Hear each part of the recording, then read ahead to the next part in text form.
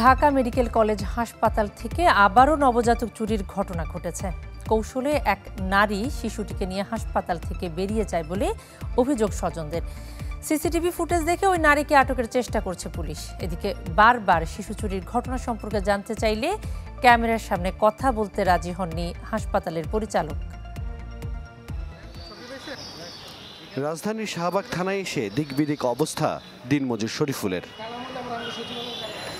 জানান, অনেক সাধনার সন্তান জন্মের পরেই ঢাকা মেডিকেল থেকে চুরি হয়ে গেছে।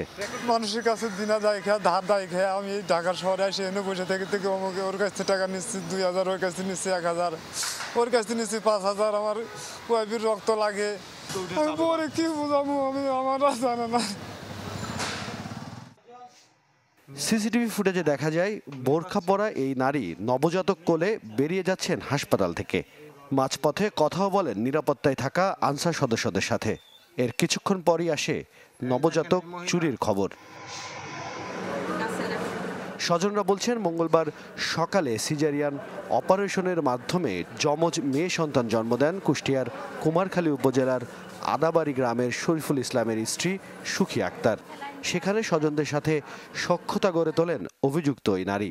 সুযোগ বুঝে বাবার কাছ থেকে কৌশলে এক নবজাতক নিয়ে সটকে পড়েন হাসপাতাল থেকে।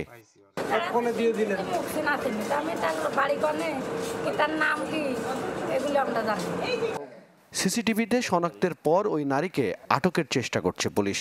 নিউজটা পাওয়ার পরেই আমরা ফুটেজ সংগ্রহ করে অন্যান্য ফুটেজগুলো দেখতেছি। এখন আমরা হসপিটাল ইমার্জেন্সি গেট বা এর পরের আমরা কাজ চালাচ্ছি। যদি আশা করি যদি আমরা পাই তবে ভালো একটা সংবাদ দিতে পারবো, যদি আমরা চেষ্টা চালাচ্ছি।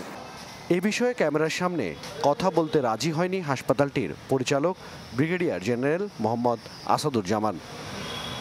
হিরণ খান, চ্যানেল 24, ঢাকা।